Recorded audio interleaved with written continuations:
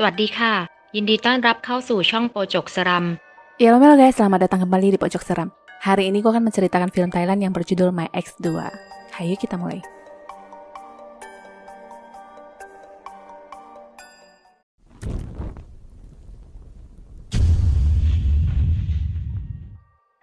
Gadis bernama Sisi memergoki pacarnya Off yang sedang kencan dengan wanita lain di bioskop.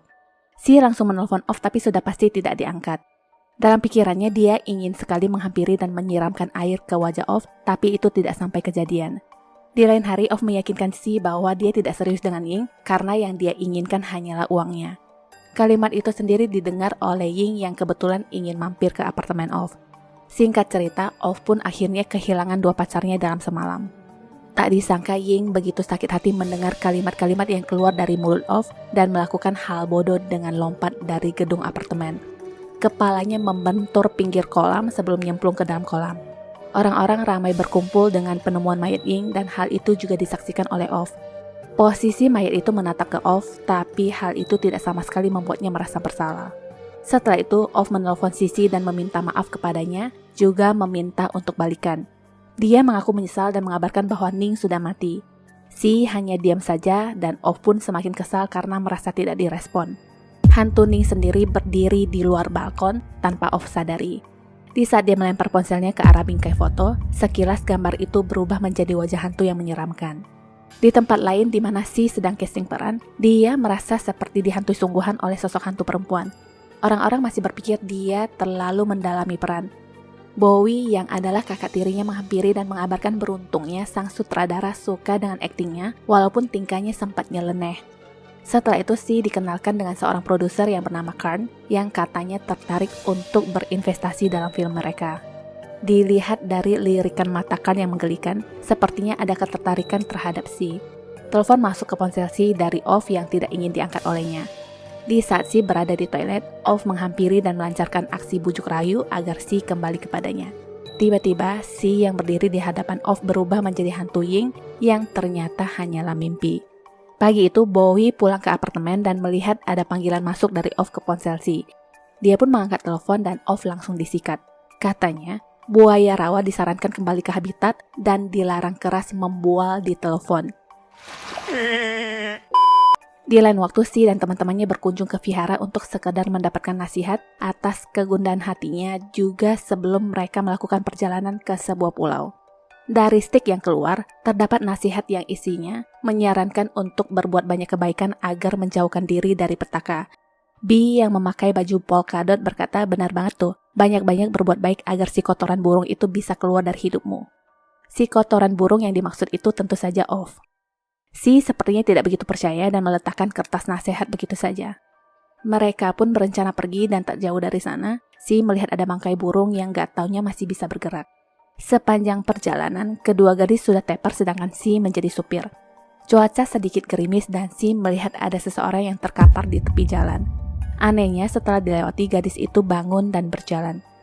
Posisi sekarang mereka sudah di kapal untuk menyeberang ke pulau yang rencananya akan ada syuting sekaligus untuk berlibur di sana. Si memilih untuk menunggu di mobil sedangkan yang lainnya asik foto-foto. Di sini Si lagi-lagi melihat gadis aneh yang tiduran di jalan tadi lewat kaca spion, tapi sosok itu menghilang setelah dia benar-benar menoleh ke belakang. Ai menghampiri dan menariknya untuk berfoto bersama. Bowie lah yang akan mengambil foto dan sekilas dia melihat hantu perempuan yang berada di belakang Si, tapi dia berpikir mungkin yang tadi itu hanyalah ilusi saja. Padahal hantu itu memang ada persis di belakang Si. Setelah itu ada lagi kejadian di mana mereka melihat beberapa orang yang sedang mengangkat sesosok mayat perempuan dari air dan singkat cerita akhirnya sampai juga mereka di pulau. Waktu itu kabarnya resort sedang direnovasi karena memang sedang low season, jadi tidak banyak yang menginap di sana. Resort itu sendiri adalah milik Karn. Villa yang mereka tempati berlokasi agak di ujung dan untuk ke sana mereka harus berjalan sedikit melalui area hutan. Kebetulan di sana ada beberapa pekerja yang sedang menggali lubang, juga ada rumah roh yang membuat mereka sedikit takut. Saking terpananya mereka, Si tidak sengaja menendang sajen yang diletakkan di tanah. Bukan hanya Si, Ai juga tidak sengaja menginjaknya.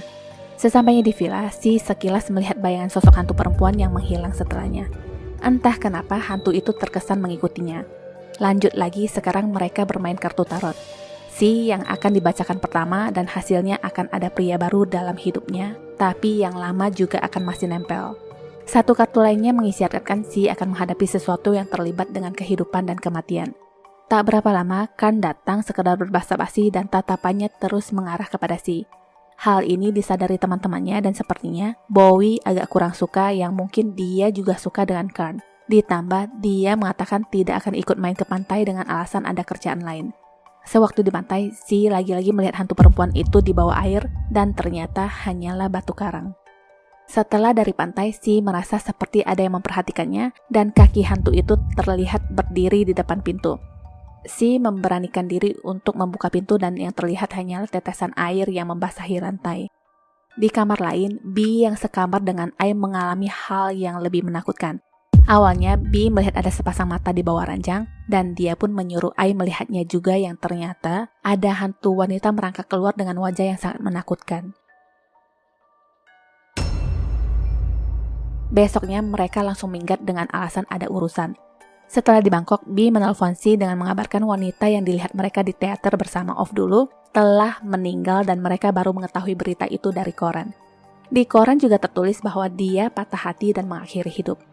B mengingatkan Si untuk berhati-hati karena arwah orang mati seperti itu sangat menakutkan dan siapa sangka kendaraan yang mereka tumpangi mengalami kecelakaan karena ditabrak kendaraan lainnya.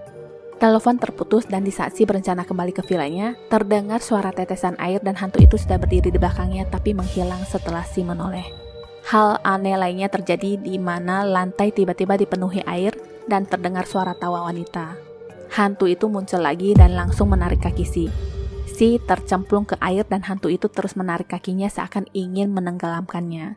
Sesadarnya Si sudah ada Kan di sana yang katanya Si hanya bermimpi buruk. Adegan ini memang hanya sebagian dari pembuatan film, tapi apa yang terjadi dengan Si tidak semuanya sesuai skenario. Syuting di lokasi villa hanya sampai di sini dan episode selanjutnya akan dilanjutkan di Bangkok. Setelah itu Kan mulai mendekati Si dan sepertinya Si pun menyukainya. Setelah itu ada telepon yang mengundang Kan untuk mendiskusikan soal perencanaan perluasan resort, lalu Si dan Kan pun berpisah di sana. Off sendiri masih terus mencoba menghubungi Si, dan yang menjawab teleponnya saat itu adalah Bowie karena posisi ponselnya yang tertinggal di villa. Hantu itu juga terlihat berdiri di samping Kan. Si sudah sampai di villa dan malam itu hujan pun turun lebat. Bowie sendiri tidak terlihat batang hidungnya dan sekarang malah ada sosok Off di sana. Sudah pasti Bowie lah yang memberitahu Off di mana mereka berada. Si tidak ingin berbicara dengannya tapi Off mengancam dengan kejadian di atas gedung. Nah, jadi cerita sebenarnya Ying lah pacar Off sebelum dia bersama Si. Jadi intinya Off yang berselingkuh dengan Si di belakang Ying. Saat itu Off menjelaskan bahwa dia kalah taruhan dan kehilangan banyak uang. Hanya Ying lah satu-satunya orang yang bisa membantu masalah keuangannya. Momen itu disaksikan oleh Ying dan Si yang sadar akan keberadaan Ying sengaja memeluk Off di depannya. Setelah itu Si menemui Ying di atas gedung dan menyuruhnya melompat. Ying mengatainya tidak tahu malu di mana Si sudah mengambil punya orang, tapi masih bersikap seperti ini. Si berjalan semakin mendekati Ying dan Ying pun menyuruhnya untuk mundur. Kemudian Si menjawab dengan santai bahwa orang sepertinya tidak akan mundur untuk orang lain. Sebenarnya Ying tidak berniat mengakhiri hidup tapi Si terus mendesaknya, bahkan dia sengaja mendorong Ying dan melepaskan tangannya. Kejadian itu disaksikan oleh Off dari belakang secara diam-diam. Sekarang Off menggunakan itu untuk mendesak Si kembali kepadanya. Dalam keadaan itu, Si mendapatkan pisau yang langsung ditusukkan ke leher Off. Melihat Off sekarat, dia bukannya takut malah mengambil pajangan di meja dan menimpuk Off sampai benar-benar mati. Sadis juga nih perempuan. Tak berapa lama, Bowie pulang ke villa dan jatuh tersandung oleh mayat Off. Si muncul di sana dengan masih memegang pajangan berat yang bentuknya seperti batu itu. Momen seperti ini, Si teringat masa kecilnya di mana Bowie sering sekali ingin merebut kepunyaannya. Bowie tidak segan-segan mencubit Si sampai dia menangis dan dari kecil, Si sudah mempunyai bibit pendendam di mana dia bisa melampiaskan kekesalannya dengan merusak bonekanya sendiri. Kenyataan lainnya, Si pernah melihat Kan dan Bowie yang bermesraan, yang padahal Kan juga merayunya. Karena itulah Bowie pun tidak luput dari kemarahan Si. Di tempat lain, Kan menyuruh pengurus villa untuk memeriksa dan melaporkan listrik yang konslet karena tersambar petir. Kembali ke Si, dia terus mengingat kejadian pembunuhan yang dia lakukan dan mulai ketakutan. Hantu Ying pun datang untuk membalaskan dendam. Sosok itu semakin mendekat dan Si pun melayangkan pisau ke arahnya yang ternyata mengenai Kan. Setelah itu dia berusaha menghilangkan jejak dengan membuang mayat-mayat ke lubang galian pekerja di awal cerita. Ternyata Off belum benar-benar mati dan memegang pergelangan kaki Si. Tanpa belas kasihan, Si mencangkul tangan Off sampai putus dan dia pun terjatuh ke liang. Tangan yang terputus itu ditendang ke dalam liang begitu saja. Samar-samar terdengar suara yang memanggil nama Si. Hantu perempuan itu muncul dari tanah yang membuat Si kaget dan nyemplung ke dalam liang. Air semakin penuh dan mayat-mayat pun mengapung. Sesadarnya Si sudah ada di ranjang dan beberapa pasang tangan terasa menahan kaki dan tangannya. Si pun berteriak dan terbangun dari mimpinya. Pagi itu terdengar suara orang yang berkata menemukan mayat yang tak lain adalah para korban Si. Ada lagi korban lainnya yang ditemukan yang ternyata itu jasadnya sendiri. Jadi semalam dia bahkan tidak bisa lolos dari pengejaran hantu Ying dan apesnya rumah-rumahan roh itu jatuh menimpanya sampai mati. Rohnya yang sekarang seakan tidak percaya bahwa dia juga akhirnya mati dan hantu Ying tetap berdiri di sana sambil menatapnya. Tamat. Dendam itu mengikir kebahagiaan. Tertawalah selagi bisa, minta maaflah jika harus dan lepaskanlah sesuatu yang tidak bisa kamu rubah. ขอบคุณที่รับชมช่องของเรานะคะ ถ้าชอบอย่าลืมกดไลค์ กดติดตาม และแชร์หนังเรื่องต่อไปของเรานะคะ ขอบคุณค่ะ Sampai jumpa.